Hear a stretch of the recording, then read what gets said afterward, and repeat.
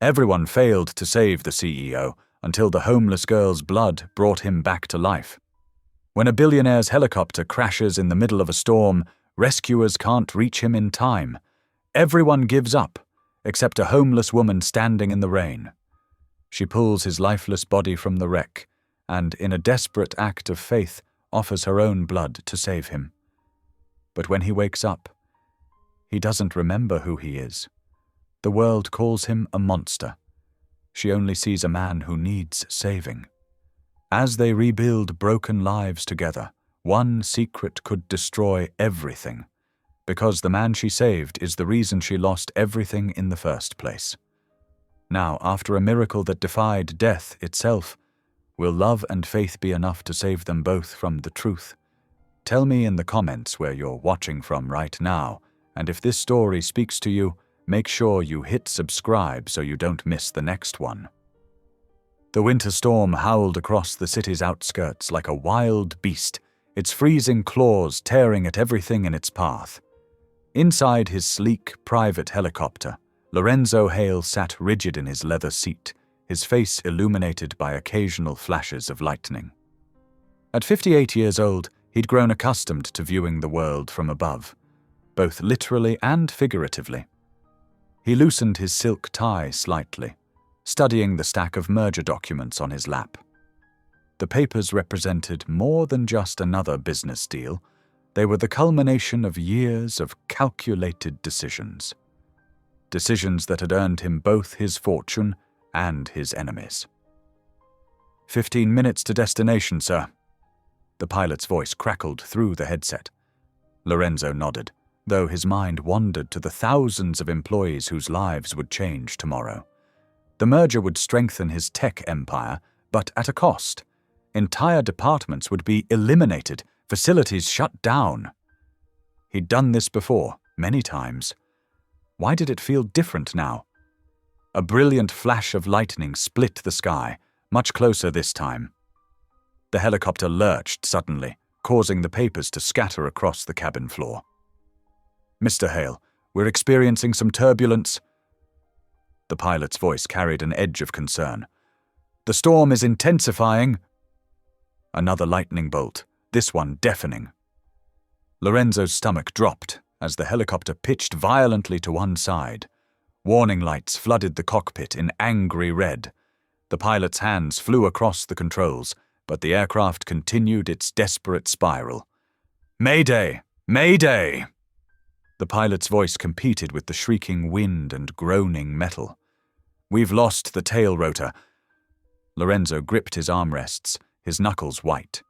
The ground spun beneath them in a dizzying blur.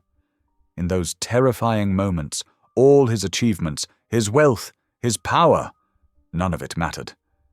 The last thing he saw was the earth rushing up to meet them.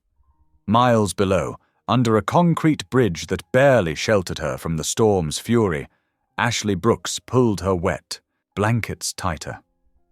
The threadbare fabric did little to ward off the bone-deep chill, but it was all she had. Her fingers traced the worn edges of her Bible, its pages slightly damp but still intact, her most precious possession. The 32-year-old former nurse had once had everything: a career she loved, a comfortable home, respect. Now she had only her faith and whatever she could carry in her backpack. The rain drummed against the concrete above her, its rhythm almost peaceful despite the cold. Lord, she whispered, her breath visible in the frigid air. I know you haven't forgotten me. Even here, even now.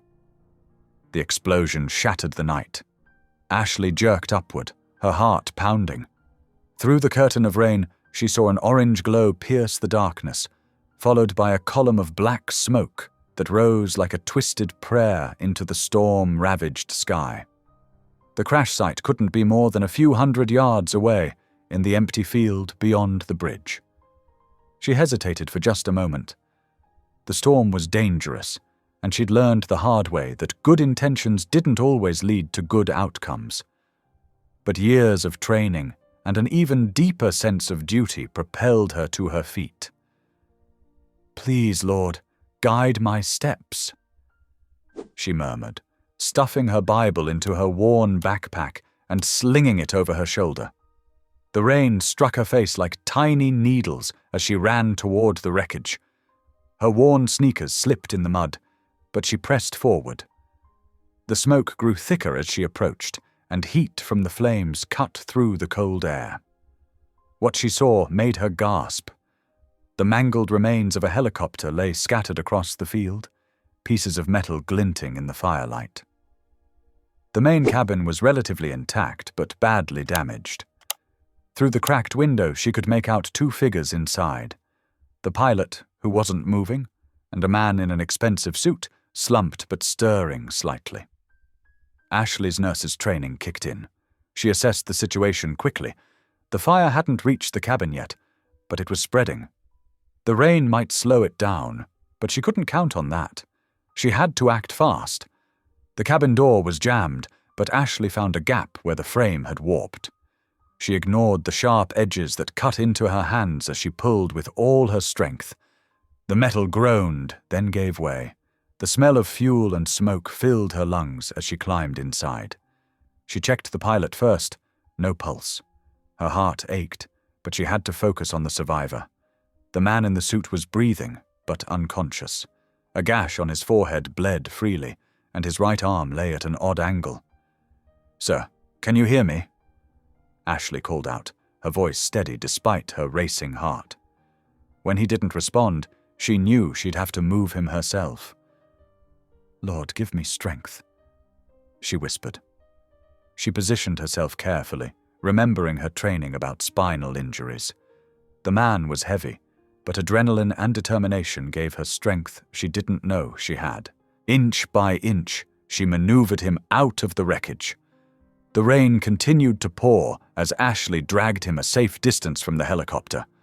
Her muscles screamed in protest, but she didn't stop until they were well clear of the wreckage. Only then did she allow herself to collapse beside him, her chest heaving. She quickly checked his vitals. His pulse was steady, his breathing regular. The head wound looked worse than it probably was. Head wounds always bled heavily. His arm was definitely broken, but that could be dealt with later. The immediate danger was exposure to the elements. Ashley shrugged off her backpack and pulled out her precious blankets, the only thing standing between her and the bitter cold. Without hesitation, she wrapped them around the unconscious man, trying to keep him as warm and dry as possible. "Stay with me, sir," she said, though she knew he couldn't hear her. "Help will come soon. They must have seen the crash." As if in response, sirens wailed in the distance, growing closer. Ashley stayed by the man's side, using her body to shield him from the worst of the rain. She held his hand and prayed, her voice barely audible above the storm. She didn't know who this man was, or why he had been in that helicopter. She didn't know that his decisions had contributed to her current circumstances, or that this night would change both their lives forever.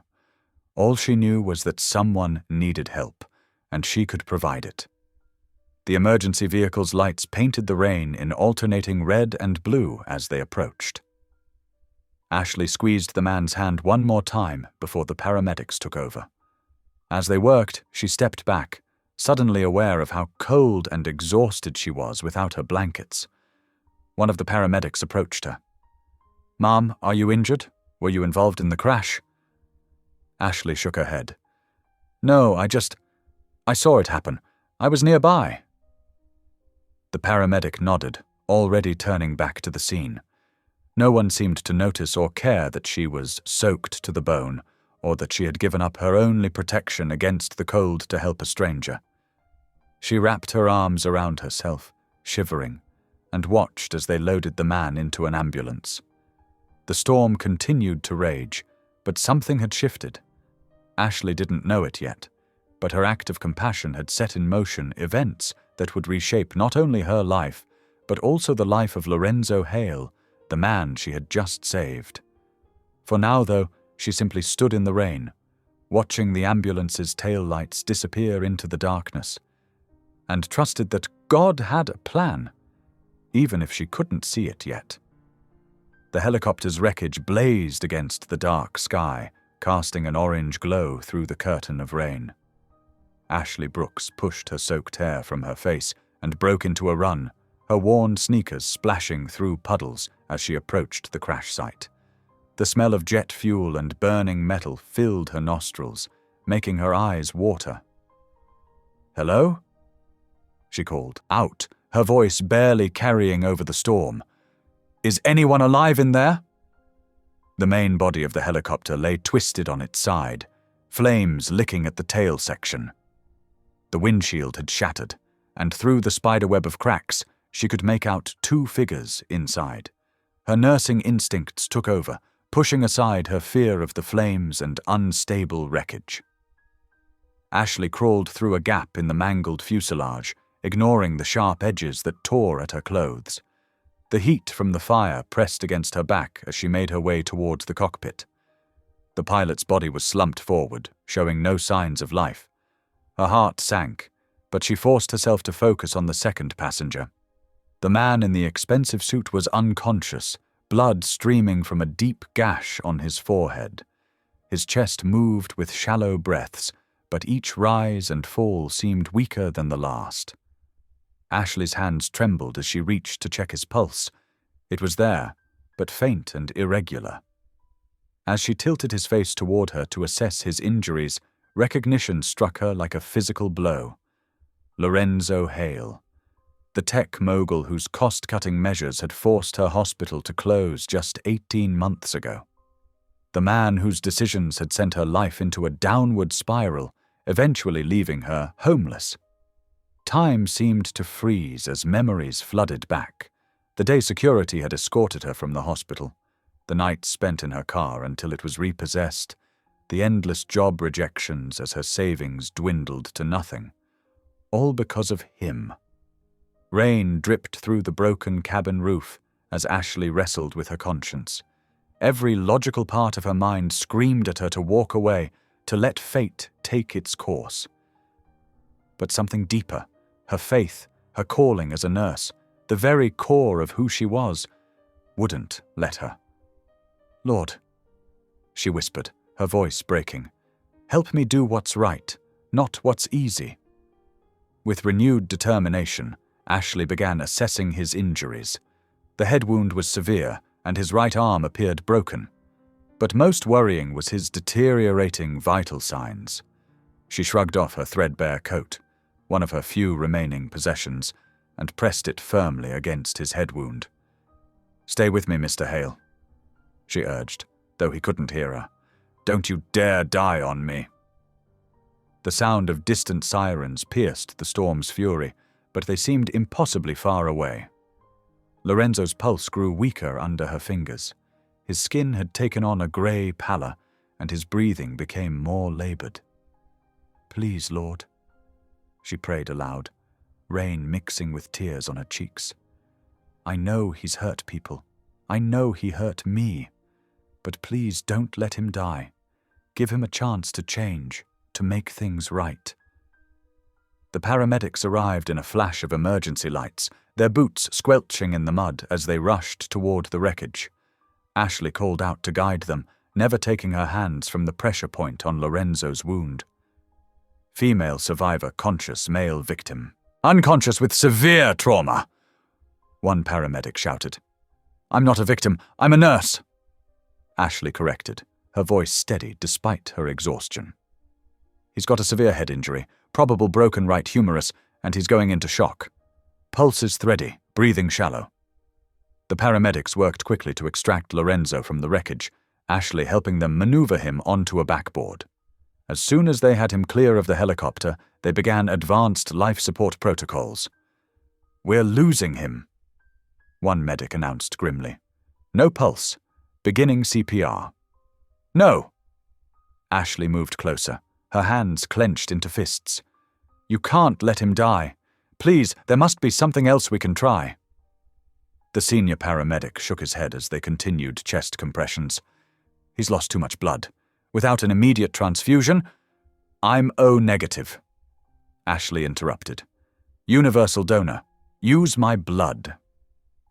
The paramedics exchanged glances, clearly weighing the unorthodox proposal against their rapidly diminishing options. "Ma'am, that's not standard procedure." "I don't care about procedure." Ashley's voice rose above the storm. "I'm a registered nurse. I understand the risks, and I consent. Please, just try." Perhaps it was the desperation in her voice, or maybe divine intervention, but the senior paramedic nodded. They quickly set up an emergency direct transfusion, inserting needles into both Ashley's and Lorenzo's arms. She watched her blood flow through the tube, carrying with it her prayers for his survival. Minutes crawled by like hours. Ashley began to feel lightheaded, but refused to stop. Just when it seemed hopeless, one of the paramedics called out, "Wait, I've got a pulse." The medical team burst into action, stabilizing Lorenzo for transport. Ashley swayed on her knees in the mud, physically and emotionally drained. Through the fog of exhaustion, she watched as color returned to Lorenzo's face. "Thank you, Lord," she whispered, feeling the rain wash over them both. It was no longer the cold, bitter rain of earlier, or perhaps she just felt it differently now. Each drop felt like a blessing, a baptism of sorts, washing away old hurts and making way for something new. The paramedics prepared to load Lorenzo into the ambulance, his vital signs now stable. Ashley remained kneeling in the mud, her body trembling from cold and blood loss. She had given part of herself, literally, to save the man who had inadvertently destroyed her life. Yet somehow she felt lighter, as if a burden she hadn't known she was carrying had been lifted from her shoulders. As the rain continued to fall, washing away the blood and soot, Ashley watched the emergency lights flash across the scene. The wreckage still smoldered behind her, but the flames had been largely extinguished by the downpour. It struck her as a powerful metaphor, how the same storm that had brought destruction had also helped prevent the fire from spreading, had cleaned away the debris had played its part in this unlikely story of salvation. The sterile, fluorescent lights of St. Mary's Hospital's intensive care unit cast harsh shadows across Lorenzo Hale's unconscious form. Machines beeped steadily, monitoring his vital signs as doctors huddled near his bed, reviewing his charts with puzzled expressions. Dr. Sarah Chen shook her head, tapping her pen against the clipboard. "I've never seen anything like it. By all medical logic, he shouldn't have survived that crash. The blood loss alone should have been fatal." Her colleague, Dr. James Martinez, nodded in agreement. The emergency transfusion was completely unorthodox. Field conditions, heavy rain, minimal equipment, yet his recovery rate is nothing short of miraculous. "We're calling it a medical anomaly in the official report," Dr. Chen said, making a final notation. "There's simply no other explanation."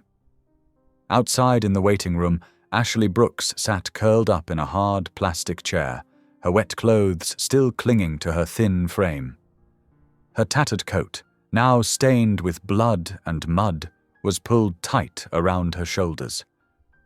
The events of the night had left her exhausted, but she couldn't bring herself to leave. Not yet.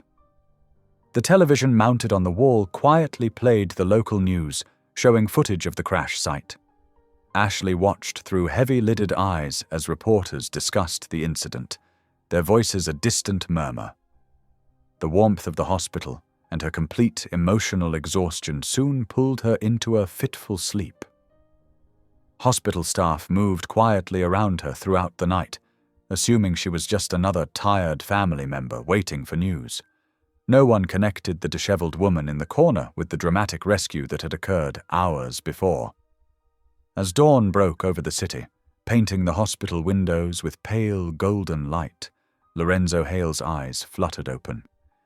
He stared at the unfamiliar ceiling, confusion clouding his features. The steady beeping of monitors filled his ears, and the sharp smell of antiseptic made his nose twitch. A nurse noticed his movement and quickly approached his bedside. "Good morning, sir. How are you feeling?" Lorenzo's throat felt dry and scratchy. he managed to croak out. The nurse, whose name tag read Rebecca, offered him some ice chips. "You're at St. Mary's Hospital. You were in a helicopter crash last night during the storm." Lorenzo's brow furrowed as he tried to process this information. Something felt wrong, not physically but deeper. He searched his mind for context, for memories, but found only fragments and shadows. I don't remember," he said, his voice stronger but filled with uncertainty. "I don't remember anything. Who am I?" Rebecca's expression shifted to concern. "Sir, your name is Lorenzo Hale. You were found in the wreckage of a private helicopter. You were clinically dead when paramedics arrived, but—" She paused, choosing her words carefully. "A homeless woman saved your life. She gave you her blood in an emergency transfusion at the crash site." Lorenzo closed his eyes, trying to conjure any memory of these events.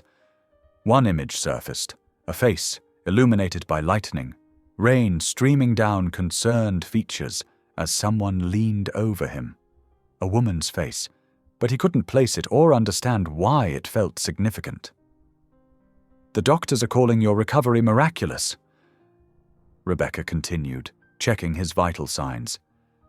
"They couldn't explain how you survived." In the waiting room, Ashley stirred from her uncomfortable sleep as morning activity in the hospital increased. Her body ached from the awkward position and the previous night's exertion. She overheard a conversation between two nurses discussing their miracle patient in the ICU. "He's awake and stable," one nurse said. "Complete amnesia, though. Doesn't remember who he is or what happened." Ashley's heart clenched at these words. She hadn't expected him to lose his memory. Part of her had imagined confronting him, telling him how his actions had affected her life. But now, what would be the point? Quietly gathering her few belongings, Ashley slipped out of the waiting room. She hadn't stayed for recognition or thanks.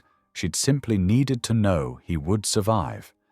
Now that she knew, it was time to return to her life under the bridge. As she walked through the hospital corridors, she passed a wall-mounted television showing a business news channel. The ticker at the bottom of the screen scrolled past. "Hale Technologies, CEO Lorenzo Hale in critical condition after crash. Board calls emergency meeting." Miles away, in the gleaming corporate headquarters of Hale Technologies, the boardroom buzzed with tension. 12 men and women in expensive suits sat around a polished mahogany table, documents spread before them. "The timing couldn't be better," said Victor Matthews, the chief financial officer. "With Lorenzo incapacitated and the merger hanging by a thread, we can declare him mentally unfit to serve as CEO." Patricia Reynolds, head of legal affairs, nodded. "I've already prepared the necessary paperwork. His memory loss makes this straightforward. He's literally incapable of running the company in his current state." "What about public perception?" asked another board member. "The press already calls him the disgraced CEO after the hospital closures last quarter." Matthews replied, "We'll position this as protecting the company's interests. The shareholders will support us." Back in his hospital room, Lorenzo channel surfed through news coverage of his accident.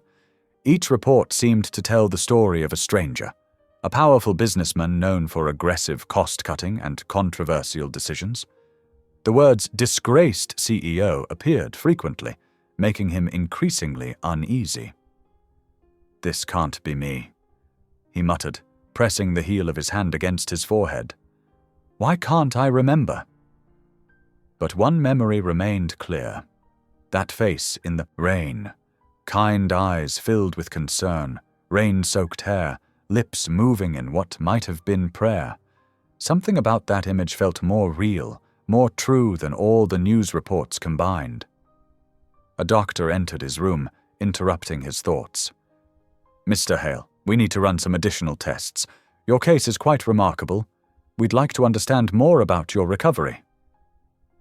Lorenzo nodded absently, his mind still fixed on the mysterious woman from his memory. The nurse mentioned someone gave me blood at the crash site. A homeless woman? Who was she? We don't know, the doctor replied. She disappeared before anyone could get her information. The paramedics said she knew medical procedures, claimed to be a nurse, but in those conditions, with everything happening so fast. The doctor's voice faded into background noise as Lorenzo closed his eyes, trying to hold on to that one clear memory.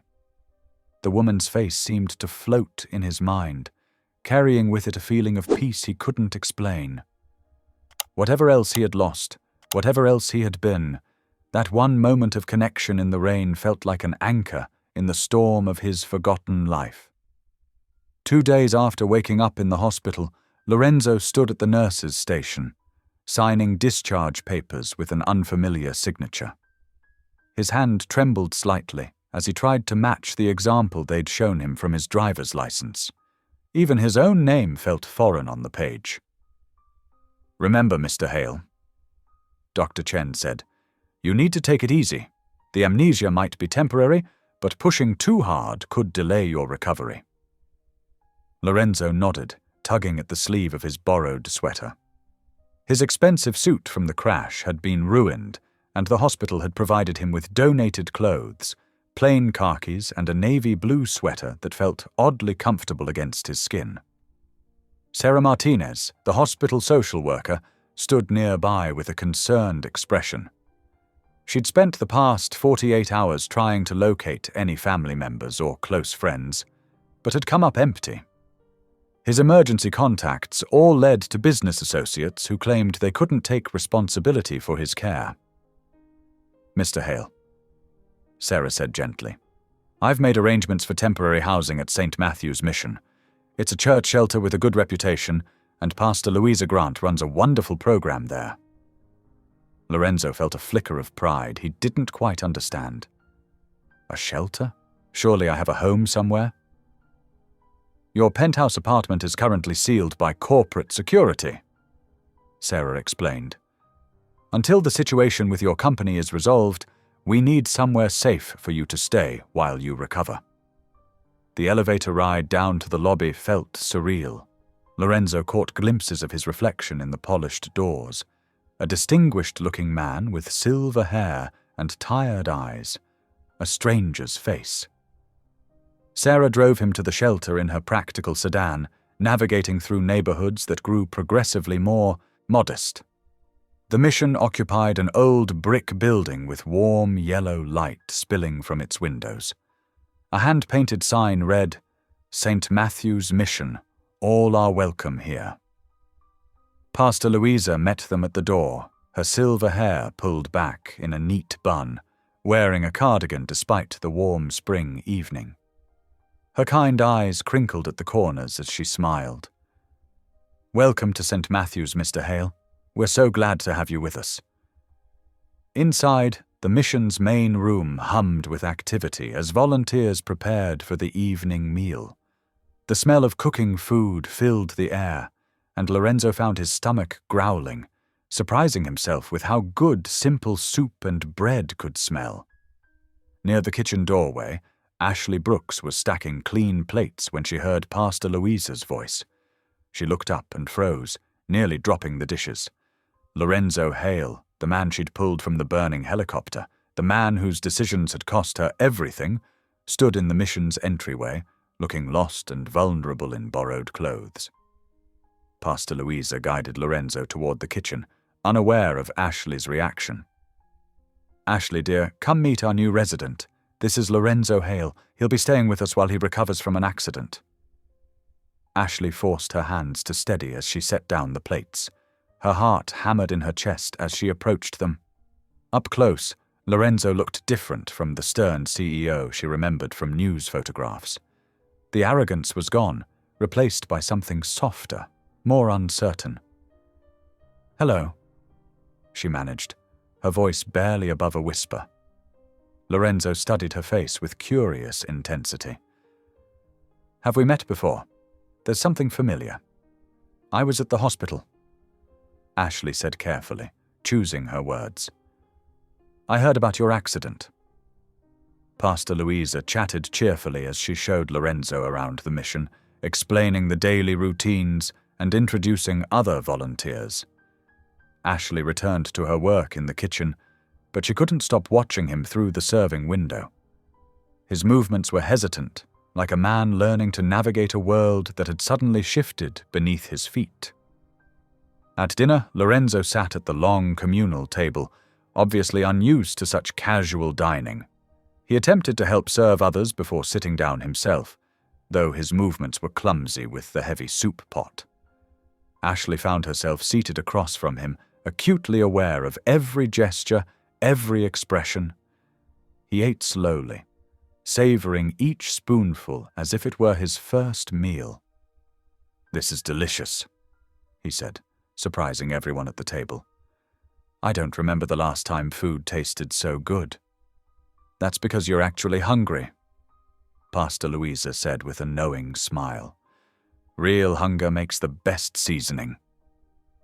During the meal, Lorenzo's eyes kept returning to Ashley, as if trying to place a half-remembered dream. Finally, he spoke directly to her. "Thank you for being at the hospital. I wish I could remember more clearly, but everything before, waking up there, is just gone." Ashley stirred her soup, unable to meet his gaze. "Maybe that's a blessing," she said softly, the words slipping out before she could stop them. "A blessing?" Lorenzo looked puzzled. "Why would forgetting my entire life be a blessing?" "Sometimes," Pastor Louisa interjected gently, "God gives us clean slates when we need them most." After dinner, Lorenzo insisted on helping with cleanup. He stood at the industrial sink beside Ashley, awkwardly washing dishes while she rinsed and stacked them. His expensive watch, the only remnant of his former life, was carefully rolled up in his borrowed sleeve to keep it dry. "I'm not very good at this," he admitted, scrubbing at a stubborn pot. "But I want to help. It feels right, somehow." Ashley showed him how to angle the scrubber to better reach the corners. Their hands brushed briefly in the warm water, and she pulled back as if burned. He didn't seem to notice, concentrated entirely on the task before him. Later, as the mission quieted for the night, Ashley stood at the kitchen window, watching Lorenzo help Pastor Louisa close up the dining room. He moved chairs with careful precision, treating each piece of worn furniture with unexpected respect. The fluorescent lights cast harsh shadows across his face, highlighting the confusion and determination there. Ashley pressed a hand to her chest, feeling the conflict within her heart. This man had signed the papers that led to her hospital's closure. His decisions had sent her into a spiral of poverty she was still fighting to escape. But the Lorenzo Hale who stood before her now, carefully aligning chairs and thanking volunteers, seemed like a different person entirely. She watched him smile at Pastor Louisa's gentle jokes, saw how he listened intently to everyone who spoke to him, regardless of their appearance or status. Through the window, their eyes met briefly. He offered a hesitant wave, and Ashley found herself waving back before she could think better of it. The simple gesture sent a complicated mix of emotions through her: compassion for his current state, unease about their shared past, and something else she couldn't quite name. The last lights dimmed in the dining room, and Ashley gathered her worn coat to leave. As she slipped out the side door into the cool evening air, she heard Pastor Louisa showing Lorenzo to his temporary room upstairs. His voice drifted down, asking questions about breakfast preparation and whether he could help serve. Ashley paused in the shadow of the building, looking up at the window where light now spilled from what would be Lorenzo's room. The man who had once seemed larger than life, whose signature had altered the course of her existence, was now just another soul seeking shelter within these walls. She turned away, pulling her coat tighter around her shoulders as she began the walk to her makeshift home beneath the bridge. The evening air carried the lingering scent of rain, reminding her of that desperate night by the crashed helicopter. She had saved his life then, driven by an instinct deeper than memory or grudge. Now, watching him navigate this new existence with humbled grace, she wondered if perhaps she had saved more than just his body that night. Dawn arrived with whispers of white as delicate snowflakes danced past frosted windows. Inside the mission's worn kitchen, the ancient coffee maker sputtered and steamed, filling the air with its rich aroma. Lorenzo stood by the counter, already dressed in borrowed clothes, watching the dark liquid drip into the pot. He had woken before sunrise, driven by an unfamiliar restlessness. The simple cot in his temporary room felt more real than any bed he might have slept in before. Not that he could remember those beds now. His hands wrapped around a chipped mug, savoring its warmth. "You're up early?" Pastor Louisa said, appearing in the doorway. Her silver hair caught the dim light as she moved to help him prepare for the morning rush. "Couldn't sleep," Lorenzo admitted. "Thought I might as well make myself useful." Together, they set up the serving line. Oatmeal, day-old pastries from local bakeries, fruit that was slightly bruised but still good. Lorenzo handled each item with careful attention, as if learning the world anew through these simple objects. The first guests arrived as the snow began falling harder. They shuffled in, shaking white powder from worn coats and stamping boots on the welcome mat. Lorenzo stood behind the serving counter, ladling oatmeal into bowls with methodical precision. "A little more cinnamon, sugar?" he asked each person, learning their preferences, remembering their faces. An elderly man with rheumy eyes told him about losing his job at 62. A young woman with a child explained how medical bills had eaten their savings.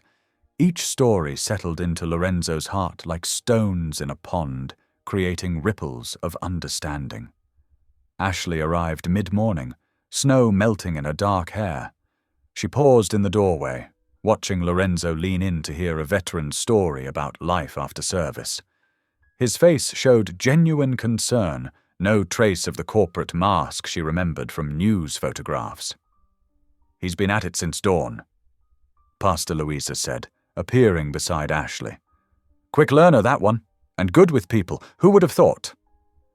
Ashley wrapped her arms around herself. "People can surprise you, I guess." "Speaking of surprises," Pastor Louisa continued, "I could use your help with something. Lorenzo needs training in basic care work, checking blood pressure, recognizing when someone needs medical attention. You're the only one here with proper nursing experience." Ashley's breath caught. "Pastor, I don't think—" "Just the basics." Pastor Louisa pressed gently. "We both know how much difference it can make, having someone who knows what to look for." After a long moment, Ashley nodded. "Fine, but just the basics." An hour later, they loaded the mission's ancient van with soup containers and blankets. The snow had settled into a steady fall, coating the city in silence. Lorenzo sat in the passenger seat while Ashley drove, her hands steady on the wheel. "The camp's under the 4th Street Bridge," she explained, her voice professional and distant. "About 30 people. Some have been there for years." The van rounded a corner, and Lorenzo's world shifted. Tents and makeshift shelters appeared through the snow, a village of the forgotten. People huddled around barrel fires, their breath visible in the cold air.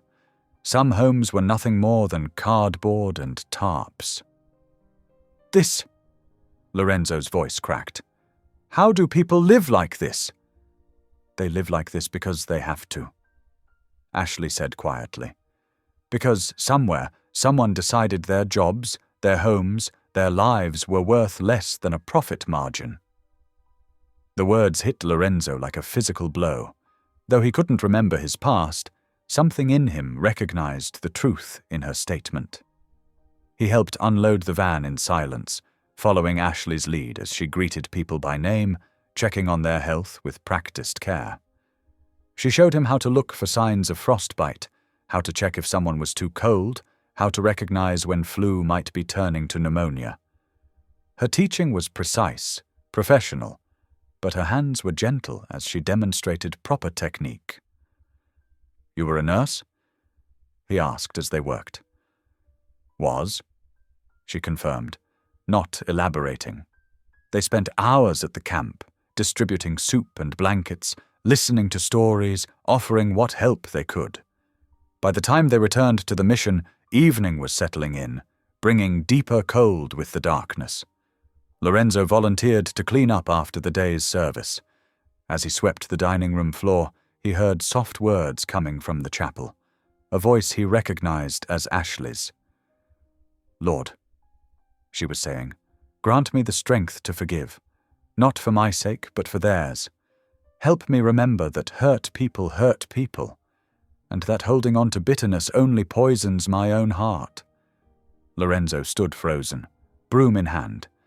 Something about her prayer reached past his amnesia, touching a place of deep shame he couldn't quite access.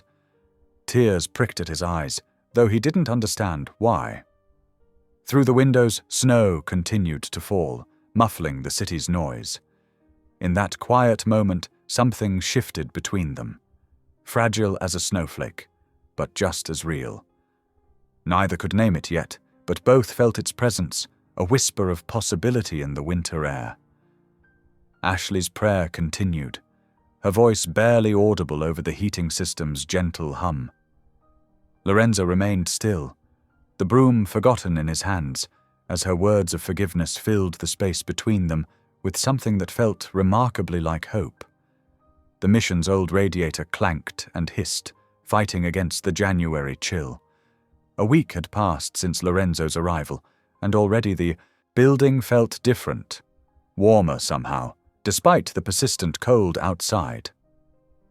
"Hey, Ren," called out Jimmy, one of the regular volunteers. "Can you give me a hand with these boxes?" Lorenzo smiled at the nickname. He'd started using it 3 days ago, telling Pastor Louisa that Lorenzo felt too formal, too much like someone else's name. "Ren feels more like who I am now," he'd explained, and the new name had stuck, spreading through the mission like wildfire. "Coming," he called back, setting down the wrench he'd been using to fix a leaky bathroom sink. His hands were dirty but capable. They'd learned quickly how to repair things, as if they'd always known but had simply forgotten. Each fixed pipe and tightened screw felt like a small victory. Ashley appeared in the doorway, her arms full of donated blankets. "The sink giving you trouble?" "Not anymore." He wiped his hands on his jeans. Thrift store finds that fit better than the expensive suit they'd found him in. "Think I finally got it." She tested the faucet, and sure enough, no more drips. Not bad for a man who probably never touched a wrench before last week. "How do you know I haven't?" he teased, but there was genuine curiosity in his voice. Ashley's expression flickered, but she covered it quickly. "Just a guess. Come on, we need help in the kitchen. Sarah's making her famous meatloaf for 60 people." The mission's kitchen was alive with activity. Steam rose from huge pots of vegetables, and the smell of baking bread filled the air. Lorenzo fell into the rhythm easily, chopping onions alongside Ashley, while Sarah, a grandmother who'd been volunteering for 20 years, directed traffic like a seasoned general. "You're getting better at this," Ashley observed, watching him dice vegetables with growing confidence. "Practice makes perfect," he replied, then paused, "though I have a feeling I wasn't much of a cook before." Ashley's knife hesitated for just a moment. "Maybe not, but you are now." The day passed in a blur of activity. After lunch, they organized a food drive, setting up collection boxes at local grocery stores. Lorenzo discovered he had a knack for organization, creating efficient systems for sorting and storing donations. What surprised him most was how much he enjoyed the work. The simple satisfaction of helping others, of seeing immediate results from his efforts. Evening found them in the mission's storage room, sorting through boxes of donated clothes and supplies.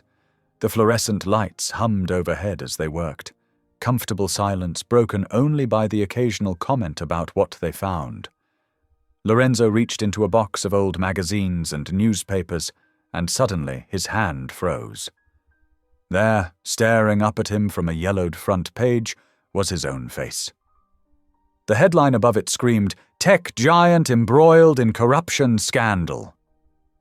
His heart began to race as his eyes caught phrases like massive layoffs and ethical violations. The room seemed to spin. He couldn't breathe. The paper trembled in his hands as panic clawed at his throat. Ashley looked up, noticed his distress, and quickly crossed the room. She didn't see the newspaper, only the lost, haunted look in his eyes. Without hesitation, she sat beside him on the floor. "Hey," she said softly. "You okay?" He couldn't speak, couldn't move. The face in the photograph wore an expression he didn't recognize, cold, calculating, proud. It was him, but it wasn't. Not anymore. Ashley gently placed her hand on his arm. "Whatever you were before," she said, her voice steady and sure, "doesn't have to define what you are now." The simple truth in her words cut through his panic like a shaft of light. Lorenzo took a deep, shuddering breath, then another. The newspaper slipped from his fingers, falling face down on the floor. "How can you be so sure?" he whispered. Ashley's eyes held a depth of understanding that made his heart ache. "Because I've seen who you are now, the man who spends hours fixing leaky pipes so our guests can have hot showers, the one who remembers everyone's names and their stories, the person who makes sure we never run out of coffee because you noticed how much comfort people find in a hot cup first thing in the morning." She smiled slightly. "That's who you are." The tension slowly eased from his shoulders. The panic receded, replaced by something warm and unfamiliar. Gratitude, perhaps, or hope. "Thank you," he managed. She squeezed his arm once before standing. "We should finish up here. Pastor Louisa needs this space organized by tomorrow." He watched as she returned to her sorting, her movements precise and purposeful. Something stirred in his chest, an emotion he couldn't quite name. She moved to the doorway, pausing to flip off the lights. "Don't stay up too late, okay?" Lorenzo nodded, still watching her. The way she carried herself, strong yet gentle, fierce yet kind, it stirred something in his memory, just out of reach. As she disappeared down the hallway, he remained sitting on the floor, surrounded by boxes and donations, the newspaper forgotten beside him. The mission settled into its nighttime quiet, creaking softly as it cooled. Somewhere in the distance, a siren wailed, but here in the storage room, Lorenzo found a moment of peace. Ashley's words echoed in his mind. "Whatever you were before doesn't have to define what you are now." He finally stood, brushing dust from his jeans. Tomorrow would bring more work, more opportunities to help, more chances to become whoever this new person, this Wren, might be. For now, that was enough. The weeks melted into one another like snow on warming earth.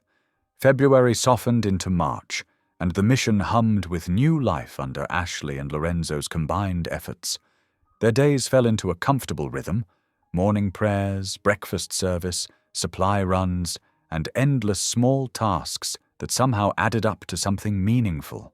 Lorenzo discovered an old checking account with modest savings, nothing like his former wealth, but enough to make a difference. Without telling anyone, he began quietly purchasing supplies. New blankets to replace the threadbare ones, industrial-sized coffee makers that didn't sputter and leak, basic medical supplies for Ashley's makeshift clinic. One morning, Ashley found a stack of nursing textbooks on her cot. She ran her fingers over the fresh covers, throat tight with emotion. When she looked up, Lorenzo was pretending to be very busy organizing the pantry shelves. These must have cost a fortune, she said softly. He shrugged, not meeting her eyes. Found some old savings. Besides, the mission needs a proper nurse. Ashley clutched the books to her chest, remembering the day she'd lost her license, the false accusations, the hospital closure, the endless nights wondering if she'd ever practice again. Now, thanks to Pastor Louisa's advocacy and Lorenzo's support, her reinstatement paperwork was slowly moving forward. They spent their afternoons visiting families in the surrounding neighborhoods, people who'd lost jobs, homes, and hope. Lorenzo proved surprisingly good with children, teaching them simple card tricks that made them giggle. Ashley watched him crouch down to their level, patience in every movement, and wondered at how different he was from the man in those newspaper headlines. It was on one such afternoon, returning from delivering groceries to an elderly couple, that they found Ty. The 12-year-old boy was huddled behind the mission's dumpster, trying to stay warm in a t-shirt despite the lingering winter chill. His dark eyes were wary, like a wild animal ready to bolt. Ashley approached him slowly, hands open. "Hey there, I'm Ashley. Are you hungry?" Ty's stomach growled in response, making him flush with embarrassment. "I'm fine," he muttered, but his eyes followed Lorenzo as he disappeared inside the mission. "Well, we've got soup on the stove," Ashley said casually, "and it's warmer inside than behind a dumpster." Lorenzo returned carrying his old jacket, one of the few pieces of clothing he'd kept from before. Without ceremony, he held it out to Ty. "Here, it's too big, but it's warm." Ty stared at the jacket, then at Lorenzo, searching for the catch. Finding none, he slowly reached out and took it. The material was soft, expensive, probably worth more than anything he'd ever owned. "Just for tonight," Ty said firmly, pulling the jacket around his thin shoulders. "I'm not staying." Ashley and Lorenzo exchanged knowing looks. They'd both said similar things once. Inside, the mission's wood stove radiated welcome heat. Pastor Louisa was ladling out soup, her face lighting up at the sight of their new guest. "Well, hello there. Perfect timing. I made too much soup again." Ty tried to maintain his tough exterior, but it crumbled with the first spoonful of hot soup. Soon he was telling them stories about the foster homes he'd run from, the friends he'd made on the streets, the dreams he still carried despite everything. "And then," he said, gesturing with his spoon, "this guy tried to tell me he was an alien. Can you believe it? Living in the subway tunnel, I told him, 'Man, if you're an alien, where's your spaceship?' And he said." Ty's impression of the supposed alien sent everyone into fits of laughter. Ashley watched the scene, feeling something unlock in her chest. The mission's dining room glowed golden in the evening light. Snow drifted past the windows, but in here, warmth wrapped around them like a blanket. Pastor Louisa knitted in her rocking chair. Lorenzo taught Ty how to play chess with a set someone had donated. The boy's face screwed up in concentration as he considered his next move. Safety, she realized. This feeling.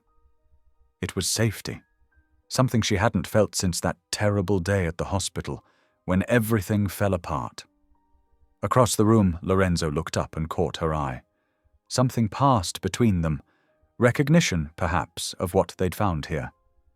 His face softened into a smile that reached his eyes, making him look younger, lighter. This wasn't the hard-driving CEO who'd once ruled from a glass tower. This was just Ren, who fixed leaky pipes and taught chess to runaway boys, and somehow made everyone feel like they mattered.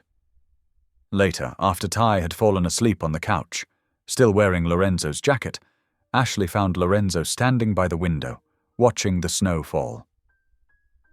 "Thank you," she said quietly. "For the books, for everything." He turned, streetlight catching the silver in his hair. "I should be thanking you. I don't remember my old life, but I know this feels more real than anything ever has." He paused, choosing his words carefully. It feels like home. Ashley nodded, understanding exactly what he meant. The mission wasn't just a shelter anymore, it had become a sanctuary, a place where broken things could be mended, where lost souls could find their way back to themselves. Through the window, they could see the city lights twinkling in the distance. But here, in this humble building with its mismatched furniture and endless coffee pot, they'd found something neither of them had been looking for. A chance to start over, to be defined not by their past mistakes, but by the good they could do today. Ty mumbled something in his sleep, making them both smile. Tomorrow would bring new challenges, more people needing help, more wounds to heal. But for now, the mission was quiet except for the crackling wood stove and Pastor Luisa's soft humming as she finished her knitting. Ashley touched the nursing textbooks, already dog-eared from study. Lorenzo straightened the chess pieces, preparing for tomorrow's rematch with Ty. Outside, the snow continued to fall, blanketing the world in peaceful white, while inside, the warmth of belonging filled every corner of the room. Friday evening descended softly on the mission, bringing with it an atmosphere of anticipation. Pastor Luisa had spent the afternoon transforming their humble dining area into a makeshift sanctuary. Old Christmas lights twinkled along the walls, and mismatched chairs formed crooked rows facing the corner where a small keyboard sat. Just a little more to the left, Pastor Luisa directed as Lorenzo adjusted a string of lights. Her eyes sparkled with excitement. We haven't had live music here in months. People began trickling in as darkness fell. Regulars from the shelter, volunteers, and even a few curious neighbors. The room filled with quiet chatter and the rustle of worn hymnals being passed around. Someone had brought cookies, and the sweet smell mixed with the ever-present aroma of coffee. Ashley helped an elderly woman find a seat, then paused to watch Lorenzo arrange chairs. He moved with purpose now, so different from the lost man who'd arrived weeks ago. His sleeves were rolled up, revealing strong forearms as he worked, and his face held a peace she'd never seen in his old newspaper photos. Pastor Luisa's friend Sarah, a music teacher from the local church, settled at the keyboard. The first notes of Amazing Grace filled the room, and voices began to rise, some confident, others hesitant, but all sincere. Ashley stood near the back, her voice barely above a whisper at first. The familiar words caught in her throat, heavy with meaning. Amazing grace, how sweet the sound that saved a wretch like me. Her voice grew stronger with each verse, clear and pure despite its trembling. Lorenzo found himself drawn to her voice. He stood a few feet away, clapping along with the music, but his eyes kept drifting to Ashley. In the soft light, she looked younger, the worry lines on her face smoothed away by song. Her eyes were closed, hands clasped loosely before her, and something in her expression made his chest tighten with an emotion he couldn't name. They sang old hymns and newer worship songs, the music weaving through the room like golden thread. Even those who didn't know the words swayed to the rhythm, caught up in the spirit of community.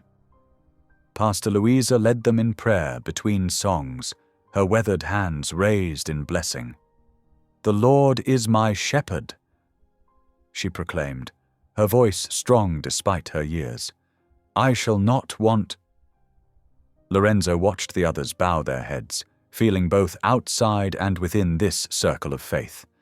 He didn't remember if he'd been religious before the crash, but something about these simple ceremonies touched him deeply. Perhaps it was the raw honesty of it all, people gathering to acknowledge their brokenness and reach for healing together. As the evening drew to a close, people lingered, sharing coffee and conversation. The atmosphere was lighter somehow, as if the music had lifted a weight from everyone's shoulders. One by one, they drifted away into the night, carrying that peace with them. Ashley began collecting hymnals, stacking them carefully on a shelf. Lorenzo grabbed a broom and started sweeping, falling into their familiar cleanup routine. They worked in comfortable silence until only the Christmas lights remained lit, casting everything in a gentle glow. "I've never heard you sing before," Lorenzo said, leaning on his broom. "You have a beautiful voice." Ashley ducked her head, embarrassed. "I used to sing in church choir before everything." She straightened a stack of chairs, avoiding his eyes. "What about you? Did you remember anything during the service? About your faith, I mean?" Lorenzo set the broom aside and pulled out 2 chairs. "Let's sit for a minute." Ashley nodded, settling into one of the chairs. The Christmas lights reflected in her eyes as she waited for his answer. "I have these dreams," he began slowly. "Not memories exactly, but feelings. Like I'm standing in a huge empty room, and everything I owned, everything I achieved, turns to dust." He rubbed his hands together, searching for words. "And then there's the crash, the rain, and someone praying over me. I think it was you." Ashley's breath caught, but she remained silent. "I don't know who I was before," Lorenzo continued. "But I dream about being someone worth saving. Someone who deserves this second chance." Without thinking, Ashley reached out and placed her hand gently on his. His skin was warm, slightly rough from the manual work he'd been doing at the mission. For a moment, neither of them moved. The air grew still around them, heavy with unspoken words and growing understanding. "Maybe," Ashley said softly. "Being worth saving isn't something we earn. Maybe it's just grace." Lorenzo turned his hand over, letting their fingers intertwine briefly before they both pulled away, suddenly conscious of the intimacy of the moment. The Christmas lights twinkled, casting moving shadows on the walls. Later that night, Lorenzo sat at the small desk in his room, a notebook open before him. The page was blank except for a single line. "Maybe my second life isn't about success, but about service." He wrote the words slowly, deliberately, letting their truth sink in. Above him, in her own small room, Ashley knelt beside her bed. Her prayer was simple but heartfelt. "Lord, please give me clarity. Show me the path forward." She touched her hand, still feeling the warmth where it had rested against Lorenzo's. The mission settled into nighttime silence, broken only by the distant sound of traffic and the gentle hum of the heating system. Outside, clouds gathered, hiding the stars, while inside, 2 souls wrestled with questions of purpose, redemption, and the unexpected ways that broken lives could be made whole again. Through her window, Ashley could see the city lights stretching to the horizon. Somewhere out there, unknown to them all, events were already in motion that would soon test everything they'd built at the mission. But for now, the peace of the evening's worship still lingered, wrapping around them like a protective blanket against the gathering storm. The morning dawned grey and bitter, a harsh contrast to the warmth of the previous night's worship service. Ashley was sorting through donation boxes when the first camera flash lit up the mission's windows like lightning. She froze, a worn sweater still in her hands, as voices erupted outside. "Mr. Hale, Lorenzo Hale." The shouts grew louder, more insistent. Ashley rushed to the front window, her heart pounding. A crowd of reporters had gathered on the sidewalk, their cameras and microphones pointed at the mission's entrance like weapons. "Is it true you've been hiding here after the scandal? What about the allegations of corporate fraud? Did you fake your memory loss to avoid prosecution?" Lorenzo stood in the doorway, one hand still on the handle, as if frozen between worlds. His face had gone pale, and Ashley could see something changing in his eyes. That gentle confusion she'd grown used to was being replaced by a sharp, haunted recognition. He started, then stopped. His shoulders tensed as another camera flashed. Ashley watched from behind the donation counter as fragments of memory seemed to hit Lorenzo like physical blows. He pressed his hands to his temples, stumbling backward into the mission's main room. "The merger," he whispered. "The helicopter. I was going to—" His voice trailed off as his eyes met Ashley's. There was something different in them now, something that reminded her of the man she'd seen in newspaper photos months ago. "I remember," he said, his voice barely audible. "I remember everything." The words hung in the air between them like smoke.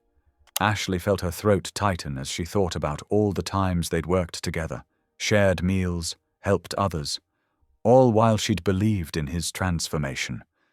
Had it all been an act? Throughout the day, the story exploded across local news and social media. Disgraced CEO found living in homeless shelter. The headlines grew more sensational by the hour.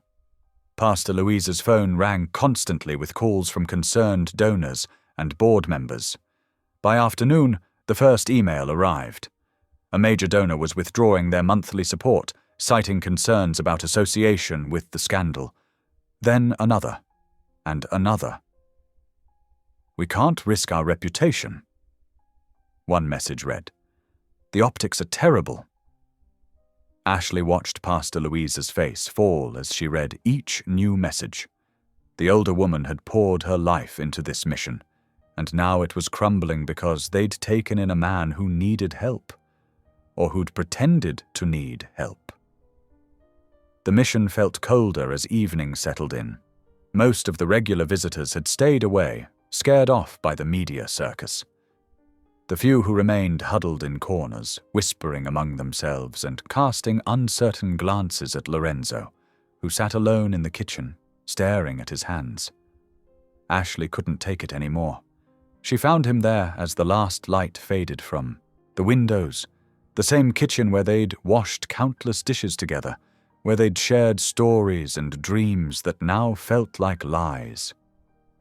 "You lied to everyone," she said, her voice breaking. Tears burned in her eyes, but she refused to let them fall. "To me." Lorenzo looked up, his face lined with exhaustion and shame. "Ashley, please. I didn't remember. I swear I didn't remember until today." "But you remember now?" She gripped the back of a chair to steady herself. "You remember what your company did? How many lives you destroyed?" "Yes." The word came out as barely more than a whisper. "Every decision, every signature, every life I ruined with a pen stroke." He stood up slowly. "Including yours." Ashley took a step back. "What?" "The hospital closure, your job, He swallowed hard. "I remember reading the proposal, thinking only about the numbers, never about the people."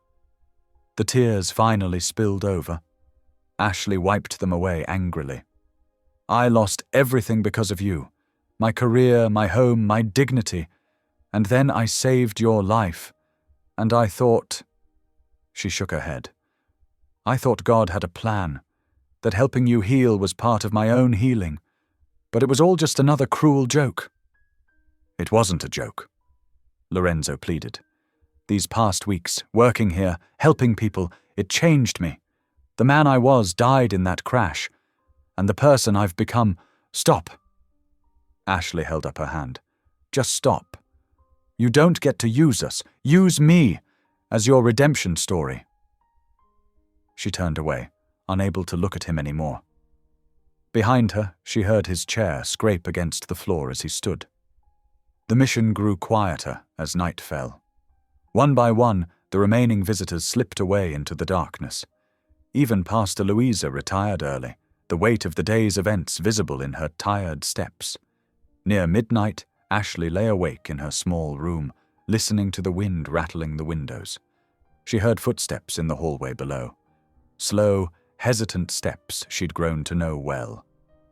Then the sound of a door opening and closing softly. She went to her window, and watched as Lorenzo's figure emerged onto the street below. He carried a single bag over his shoulder, looking small against the dark city backdrop. For a moment he paused and looked back at the mission. Then he turned and walked away, disappearing into the same bitter wind that had brought him to them. The storm that had been threatening all day finally broke. Rain lashed against the windows, and thunder rolled across the sky. Ashley pressed her forehead against the cold glass, watching the empty street where Lorenzo had vanished. He was out there somewhere in the darkness, on the same streets she'd once found him on, when he'd been nothing but a stranger who needed help. The irony wasn't lost on her. How their roles had reversed.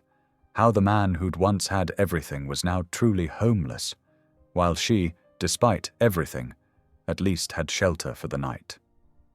But the thought brought her no comfort, only a deep, aching sadness that felt like it might never end. Thunder crashed again, closer this time, and Ashley wrapped her arms around herself, feeling more alone than she had in weeks. The mission seemed emptier now, as if all the hope and purpose they'd built together had been washed away by the truth, leaving nothing but hollow spaces and unanswered prayers. The mission's once bustling halls fell eerily quiet. Where laughter and hope had filled every corner, now only whispers and shuffling feet echoed through the empty spaces.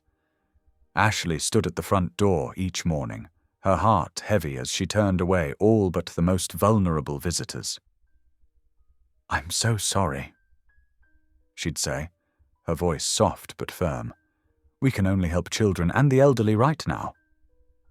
The words tasted bitter in her mouth, but their resources had dwindled to almost nothing since the scandal broke. Mrs. Chen, an 82-year-old regular, hobbled in with her worn shopping cart.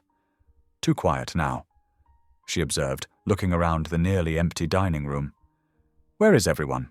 Where is the nice man who fixed my cart?" Ashley swallowed hard. "He's gone, Mrs. Chen, but here's your soup." She ladled out a generous portion, trying to smile. "Take extra today." Pastor Louisa worked tirelessly beside her, though her movements were slower now, weighted by exhaustion and worry. "The Lord provides," she'd say, but even her usually bright eyes had dimmed. Between shifts at the mission, Ashley picked up every available hour at the temporary clinic across town. The work was grueling. 12-hour shifts treating flu cases, minor injuries, and the endless parade of ailments that plagued the city's poorest residents. Her hands trembled as she filled out paperwork, her eyes burning from lack of sleep. "Brooks, you need to rest," Dr. Martinez told her one evening, watching her struggle to keep her eyes open while updating patient charts. "You're going to make yourself sick." "I'm fine," she insisted, though the words slurred slightly. The mission needs the money, and these people need care. Her tiny apartment above the mission felt colder now, emptier. Some nights she'd wake to phantom footsteps in the hallway, remembering how Lorenzo used to check the building's security before bed. The memory would send a fresh wave of pain through her chest. Across town, in a dingy motel room with peeling wallpaper, Lorenzo sat on the edge of a sagging bed. The television played silently in the background, more coverage of his disappearance and speculation about corporate takeovers. He ignored it all. Instead, his attention focused on his phone screen, where a local news clip played on repeat. It showed Ashley helping an elderly man through the snow, her face tired but determined. The reporter's voiceover praised the mission's continued service despite recent setbacks. "Recent setbacks," Lorenzo whispered bitterly. His choices had caused those setbacks, his past catching up with all of them like a tidal wave, washing away everything good they'd built. During the days, he volunteered at St. Michael's shelter on the other side of the city. He gave a false name, John, and kept his head down, serving meals and sorting donations just as he had at the mission. But it wasn't the same. The work felt hollow without Ashley's quiet strength beside him, without Pastor Louise's gentle guidance. "You're good with the kids," one of the shelter workers commented, watching him help a young boy with his homework. "You should come more often." Lorenzo just nodded, his throat tight. He remembered Ty, the runaway they'd helped at the mission, wondered where the boy was now. Another life he'd failed to protect. The guilt ate at him constantly, growing heavier with each passing day. He'd watch the mission's security cameras through an old app on his phone, making sure Ashley made it home safely after her late shifts. Sometimes he'd see her sitting alone on the front steps, head bowed in prayer, and his heart would crack a little more. One particularly snowy evening, after his shift at the shelter, Lorenzo found himself driving to the crash site. The helicopter's wreckage had long since been cleared away, but black scorch marks still stained the ground beneath the fresh snow. He parked his rental car, a modest sedan now, not the luxury vehicles he once demanded, and walked to the exact spot where he should have died. The wind cut through his coat as he knelt in the snow, ash and dirt mixed with the white powder, staining his knees. Above him, the sky looked just as dark as it had that night, though no storm raged now. "If you gave me back my life," he whispered, his words carried away by the wind, "it wasn't for me to waste it again." The prayer felt strange on his lips. He'd never been a religious man before the crash. But something had changed in him, something deeper than just lost memories. He thought of Ashley's hands pressing against his wounds that night, her voice praying over him as his life slipped away. She'd given him her blood, her time, her trust, and he'd repaid her with heartbreak, however unintentional. The cold seeped into his bones as he knelt there, but he barely felt it. His mind raced through memories, both old and new. Board meetings where he'd carelessly signed away thousands of jobs, warm evenings in the mission's kitchen where he'd learned what real service meant, the look in Ashley's eyes when the truth finally came out. Finally, he pushed himself to his feet, brushing snow from his pants. The city lights sparkled below, 1,000 points of brightness in the darkness. Somewhere out there, Ashley was probably working another double shift, giving everything she had to keep their mission alive. "No more running," he said firmly to the night air. It was time to face what he'd done, to try to make things right, not for his own redemption, but for all the people who depended on the mission's help. The snow continued to fall as he walked back to his car, each step feeling more certain than the last. He couldn't undo the past, but maybe, just maybe, he could help build a better future. The man who'd crashed here months ago had died that night. The man walking away now had a purpose beyond profit margins and corporate power. He reached his car and took one last look at the crash site. In the growing darkness, he could almost see the figure of a woman kneeling in the mud, her hands glowing with divine purpose as she pulled him back from death's edge. The image filled him with determination. The drive back to his motel was slow, the roads slick with fresh snow.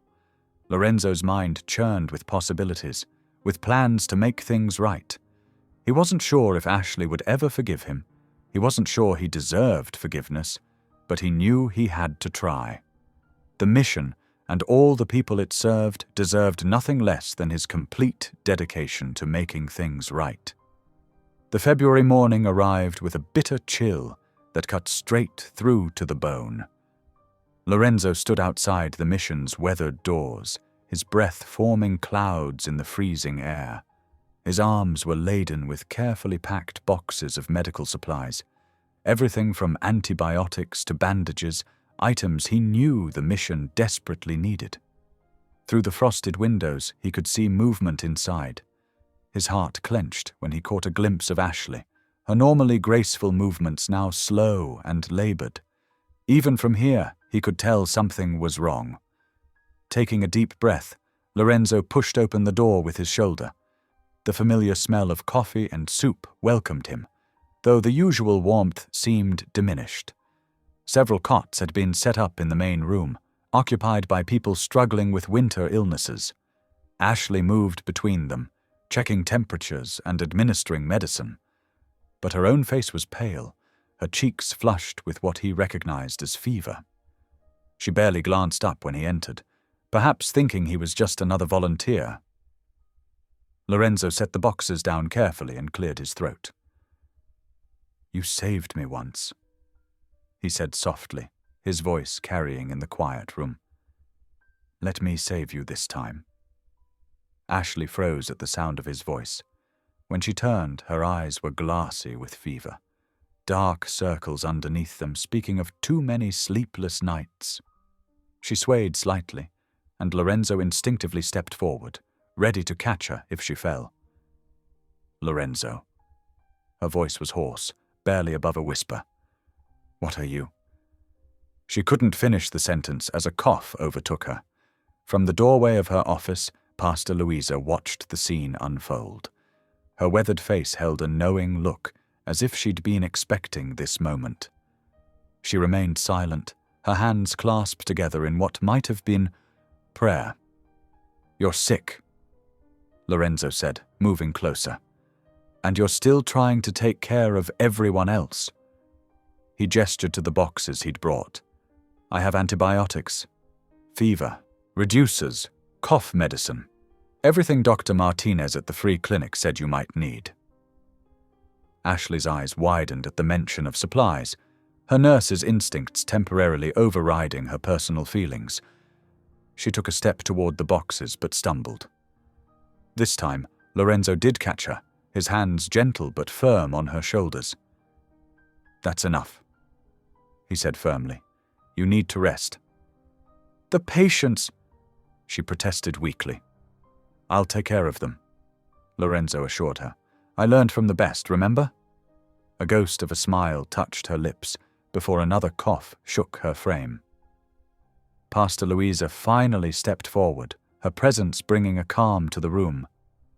"Ashley, dear," she said softly, "let us help you for a change." Too exhausted to argue further, Ashley allowed herself to be led to an empty cot. Lorenzo immediately got to work, his movements purposeful and efficient. He organized the medical supplies, checked on each patient, and began a list of what else they might need. Years of running a corporation had taught him organization, but it was his time at the mission that had taught him how to use those skills to truly help others. The hours passed in a blur of activity. Lorenzo cleaned bathrooms, fixed a leaking pipe under the kitchen sink, and prepared a large pot of chicken soup from scratch, a recipe he'd learned during his first stay at the mission. Between tasks, he checked on Ashley, whose fever seemed to be climbing despite the medicine. Pastor Louisa worked alongside him, her presence a quiet blessing.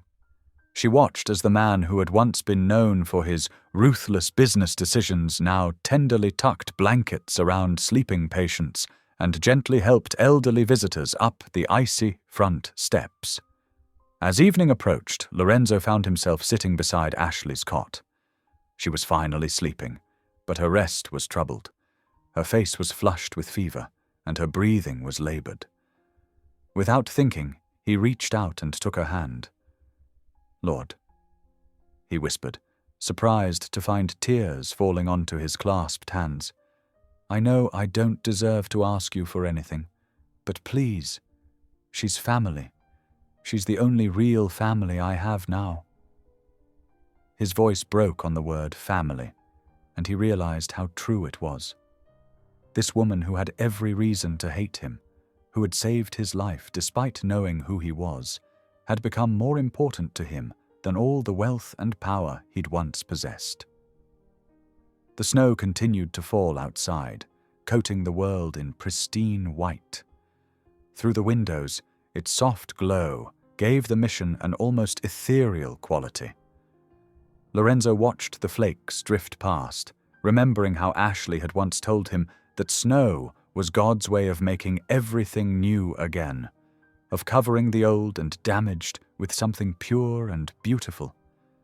He looked down at their joined hands, his once manicured and soft, now calloused from real work, hers always gentle despite the hardships she'd endured. In the quiet of the mission, with only the sound of breathing and the distant hum of the heating system, Lorenzo felt something shift inside him. The last pieces of his old self, the parts that still clung to pride and self-importance, finally fell away. Pastor Louisa appeared at his side with a fresh cup of coffee and a knowing smile. "The snow is beautiful tonight," she said softly, gazing out the window, like a reminder that grace falls freely on us all. Lorenzo nodded, unable to speak past the lump in his throat. Ashley stirred slightly, her fingers tightening around his, and he squeezed back gently. The snow continued its silent descent outside, each flake a tiny miracle of renewal, each moment a chance for redemption. The mission's old radiator clanked and wheezed as evening turned to night. Ashley's breathing grew more labored, her skin burning beneath Lorenzo's touch. Pastor Louisa pressed a cool cloth to Ashley's forehead, her weathered face creased with worry. "Her fever's getting worse," Lorenzo said, pacing the narrow space between cots. "We need to get her to a hospital." Pastor Louisa nodded gravely. "I'll call the ambulance." Within minutes, sirens pierced the quiet night. The paramedics worked quickly, their movements precise as they loaded Ashley onto a stretcher. Her Bible, worn and dog-eared, slipped from her limp fingers. Lorenzo caught it, clutching it close as he followed them out into the snowy night. At St. Mary's Hospital, the emergency room buzzed with activity. Dr. Sarah Chen, a young physician with kind eyes, examined Ashley while Lorenzo and Pastor Louisa waited anxiously.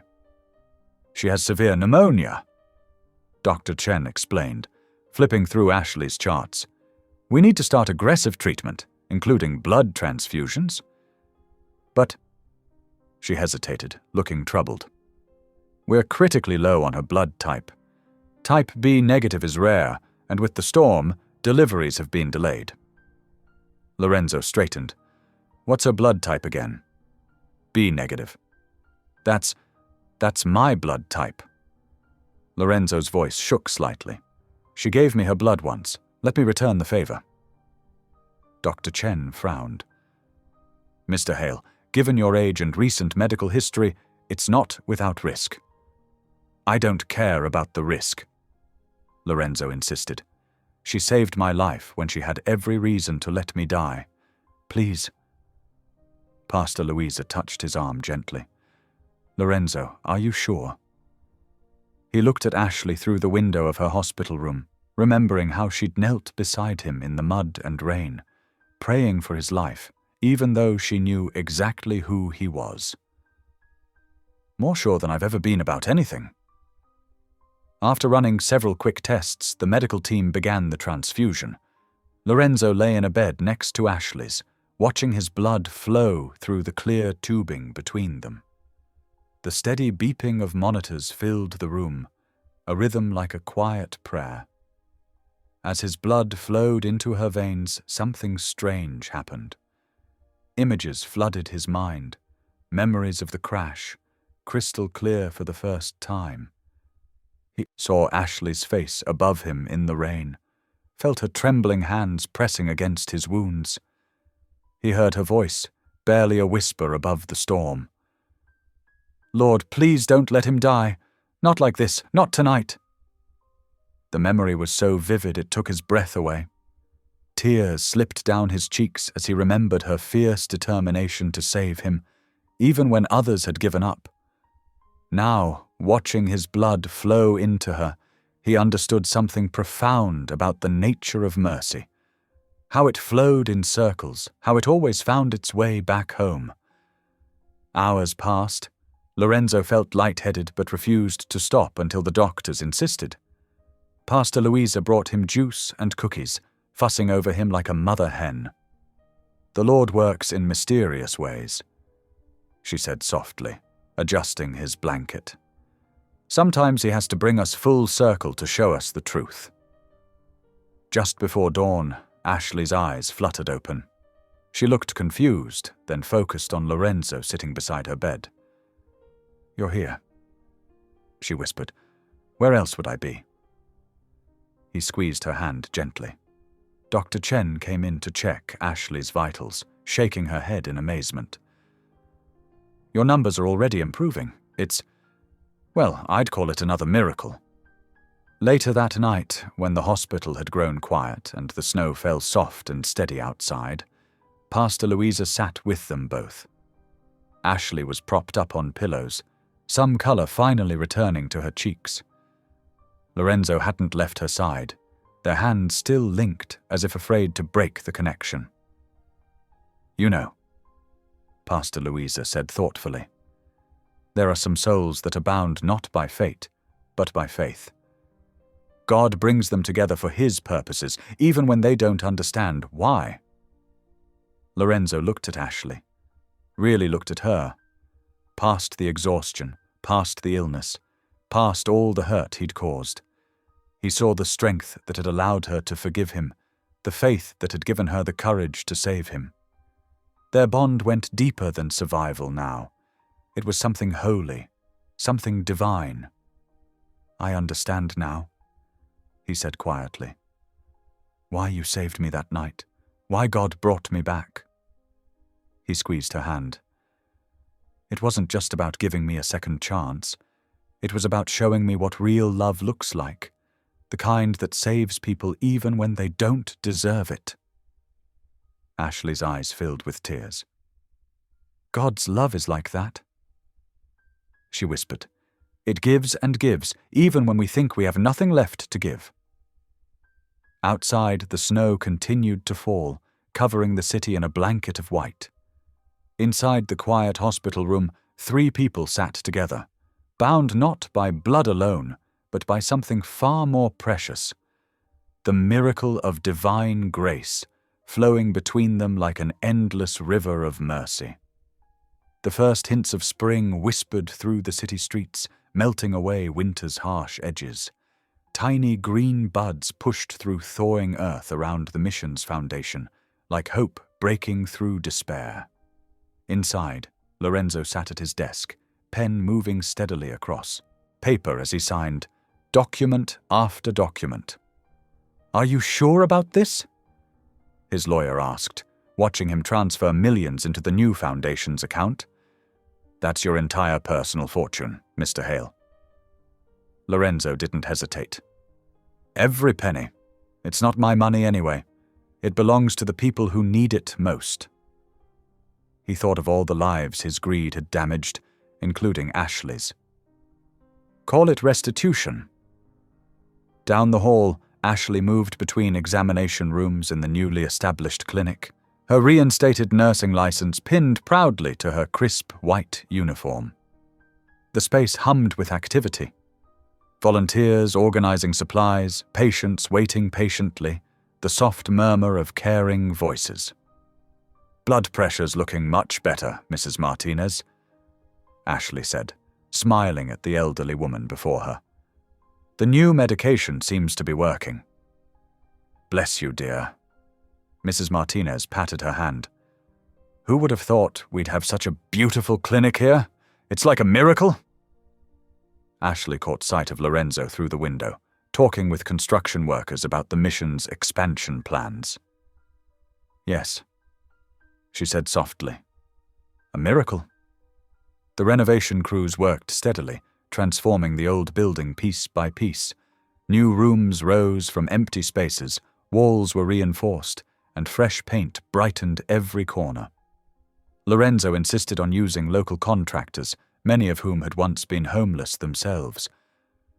"We're not just rebuilding a building," he explained to Ashley one afternoon. "We're rebuilding lives." The mission's new name, Second Breath, shone in simple letters above the door. Lorenzo had chosen it himself, remembering that moment when Ashley's blood had brought him back from death. Now that second chance at life was spreading to others. Not everyone celebrated their success. The board of directors from Lorenzo's old company launched legal challenges, claiming he was mentally unfit to manage his fortune. Their lawyers sent threatening letters, full of corporate jargon and thinly veiled warnings. "They're scared," Lorenzo told Ashley, dropping another letter into the recycling bin. "They think I've lost my mind because I finally found my heart." "Are they going to cause trouble?" she asked, worry creasing her forehead. He smiled, the kind of smile that came from deep peace. "They can try, but everything I'm doing is legal. They can't stop me from giving away my own money." As word spread about the mission's transformation, volunteers began returning. Some were former donors who'd fled during the scandal. Others were new faces, drawn by the story of redemption that had made local headlines. One evening, a young woman approached Ashley as she organized medical supplies. "I saw you on the news," she said hesitantly. "The story about you saving that CEO and then him saving you back. It made me want to help too." Ashley welcomed her warmly, showing her where to store the donated blankets. More and more people came each day, bringing not just supplies, but also their time and talents. A retired teacher started literacy classes, a chef offered cooking lessons, a contractor taught basic repair skills. The mission's kitchen buzzed with activity every evening as volunteers prepared meals. The dining room filled with conversation and laughter, the walls echoing with the sounds of community. Lorenzo and Ashley often sat together on the mission's front steps afterward, sharing coffee and watching the sunset paint the sky in colors of promise. "Remember when I used to sleep under that bridge?" Ashley said one evening, pointing to the distant structure. "Now look at us." Lorenzo nodded, his eyes soft with memory. God had bigger plans than either of us knew. The homeless community that had once been Ashley's only family now expanded to include people from all walks of life. Former executives served meals alongside former street dwellers. College students tutored children while their parents attended job training classes. The barriers between us and them dissolved in the warmth of shared purpose. "This is what healing looks like," Pastor Louisa observed, watching the activity around her. "Not just bodies and buildings, but souls too." The clinic became a model of compassionate care. Ashley trained volunteers in basic medical procedures, teaching them to treat everyone with dignity. She never turned anyone away, remembering how it felt to be rejected and alone. "Your blood pressure's still a bit high," she told an elderly man one afternoon. "But don't worry, we'll keep monitoring it. Come back next week?" The man's eyes welled with tears. "No one's ever cared before," he whispered. Lorenzo overheard these conversations as he moved through the building, each one reinforcing his conviction. The fortune he'd once hoarded now flowed freely, creating ripples of change throughout the community. New programs launched weekly: job training, addiction recovery, mental health counseling. Each service addressed a different need, but all shared the same foundation of love and respect. The media's tone shifted from scandal to celebration. Reporters who'd once camped outside, hoping to catch Lorenzo in disgrace, now came to document the mission's success. But neither Lorenzo nor Ashley sought the spotlight. They preferred to work quietly, letting their actions speak louder than words. "The world sees a scandal turned salvation," one newspaper declared, "but the real story is simpler. Love transforms everything it touches." On warm evenings, the mission steps became an informal gathering place. People brought instruments, sharing music and stories as the sun set. Lorenzo and Ashley sat among them, no different from anyone else seeking connection and hope. "Tell us again how you met," someone would inevitably ask, and they'd share their story, not glossing over the hard parts, but highlighting the grace that had brought them through. "I was so angry at first," Ashley would admit. "I thought I could never forgive him. And I was lost," Lorenzo would add, "in every way possible." But God had other plans, they'd say together, sharing a smile that spoke of deeper understanding. The mission's garden flourished as spring deepened, mirroring the growth happening inside its walls. Vegetables and flowers grew side by side, tended by careful hands. Like the garden, people bloomed when given the right conditions: sunshine, nourishment, and patient care. It's not just about giving people things, Lorenzo explained to a visiting reporter. It's about giving them dignity, purpose, and community. Everyone needs to know they matter. Ashley nodded, adding, "And everyone deserves a second breath." The reporter looked between them, noting how they finished each other's thoughts, how their shared vision had created something larger than themselves. "What's next for second breath?" she asked. They exchanged glances, years of understanding passing between them in a moment. "We just keep serving," Ashley said simply. "One day, one person at a time." The mission's bells chimed softly in the evening air, calling people home to dinner. As Lorenzo and Ashley walked inside together, the setting sun painted everything in gold. The new sign, the flourishing garden, the faces of people who'd found hope again. It wasn't just a building anymore, it was proof that love could rebuild anything, even the most broken places. Inside, the tables filled with people sharing meals and stories. The sound of laughter floated through open windows, a testimony to the healing power of community. Lorenzo and Ashley moved among them, not as savior and saved, but as fellow travelers on the road to redemption. "Coffee?" Lorenzo offered, holding out a steaming mug. Ashley accepted with a smile, remembering other cups shared in darker times. "Always," she said. Together, they watched their extended family grow stronger, knowing that every second breath was a gift meant to be shared. The morning sun streamed through the mission's windows when Sarah Chen from Channel 7 News arrived with her camera crew.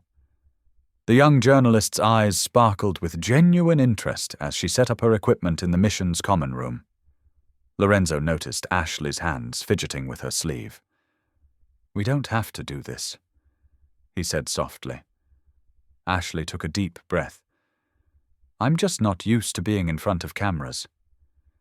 Maybe someone else needs to believe that miracles still happen," Lorenzo said, touching her shoulder gently.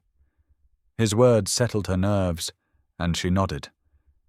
The interview began simply enough. Sarah's questions were thoughtful, respectful. "Tell us about that night," she prompted. "The night of the crash." Ashley's voice grew stronger as she described the storm, the explosion, the desperate race through mud and rain. "I knew who he was," she admitted, glancing at Lorenzo. "The man whose company's decisions had cost me everything. But in that moment, none of that mattered. He was just someone who needed help."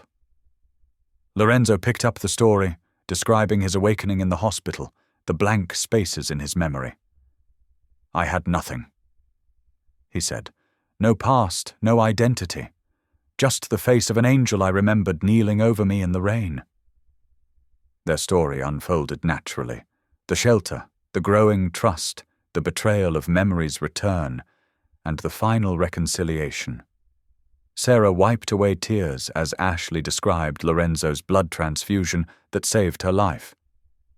"It came full circle," Ashley explained, her eyes bright. "He gave back what I'd given him, but it was more than blood. It was forgiveness, acceptance, love." The footage aired nationally the following week. Within hours, it went viral on social media. Comments flooded in. "I haven't cried like this in years. Thank you for showing us what real forgiveness looks like." "Just when I was losing faith in humanity. This is what America needs right now. Not more division, but more grace." Letters arrived daily at Second Breath Mission. Some contained donations, but most simply shared stories of hope and healing inspired by their testimony. "Dear Ashley and Lorenzo." One letter began, I've carried bitterness for 20 years. After watching your story, I called the person who hurt me. We talked for hours. Thank you for showing me it's never too late for healing." Another wrote, "I was planning to end my life the night your interview aired, but seeing how God turned your pain into purpose gave me courage to hold on one more day. I'm now getting help. Thank you." Ashley kept every letter in a box, reading them on difficult days when doubt crept in. The mission expanded rapidly with new funding and volunteers.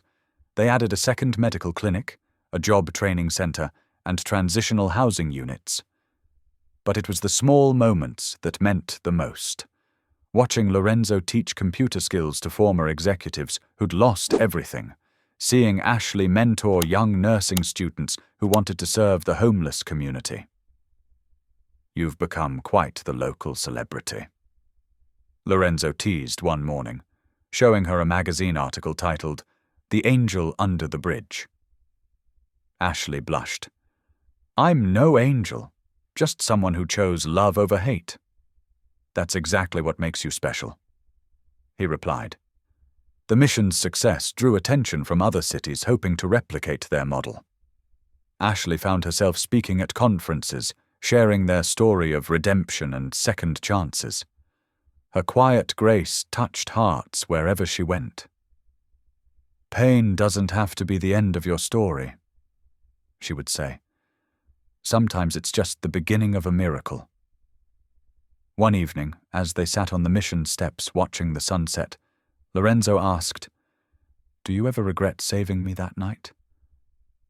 Ashley smiled, remembering the desperate woman she'd been, huddled under a bridge with nothing but faith to keep her warm. "Not for a second," she answered. "That one act of compassion didn't just change your life, it changed mine too. It reminded me who I really was, even when I had nothing." A young woman approached them, clutching a newspaper. "I saw your interview," she said shyly. "I just wanted to say, you gave me hope again." As she walked away, Lorenzo squeezed Ashley's hand. They didn't need words anymore to express what they both knew, that their story was bigger than themselves now. It had become a beacon of hope, a reminder that love could bridge any divide, heal any wound, restore any life. The sun rose golden over Second Breath Mission on Easter morning, casting long shadows across the freshly swept courtyard. Children's laughter echoed off the brick walls as they hunted for brightly colored eggs hidden among the spring flowers. The aroma of fresh coffee and warm cinnamon rolls drifted from the kitchen, where volunteers bustled about, preparing breakfast for the growing crowd. The mission looked different now. Walls freshly painted, windows gleaming, new picnic tables dotting the courtyard. But the biggest change was in the life that filled it. Where emptiness had once reigned, now hope bloomed as abundantly as the cherry trees that lined the yard, their delicate pink blossoms drifting like snow in the morning breeze. Lorenzo and Ashley stood beneath those trees, their fingers intertwined. His silver hair caught the sunlight, and her eyes sparkled with unshed tears of joy. The past months had changed them both, his face softer now, marked by compassion rather than power, a stance confident, no longer bearing the weight of past hurts. "You gave me back my life," Lorenzo whispered, his voice thick with emotion as he squeezed her hand. Ashley turned to him, a gentle smile gracing her features. "No, Lorenzo, God did. I just gave him my blood." The simple truth of her words hung between them, precious and profound. Church bells pealed in the distance, their clear tones floating across the morning air. Pastor Louisa gathered everyone in a circle, her weathered hands raised in blessing as she led them in a prayer of thanksgiving. Her voice carried across the courtyard, strong and sure, thanking God for second chances and renewed hope. As the prayer ended, Lorenzo and Ashley watched the sunrise together, their joined hands a testament to grace's power to transform. Above them, the mission's new sign caught the morning light. Second Breath, where lost lives begin again. Thank you for being here. If something in this story stayed with you, I'd love to see you again. Subscribe, and tomorrow I'll bring you another story crafted with heart.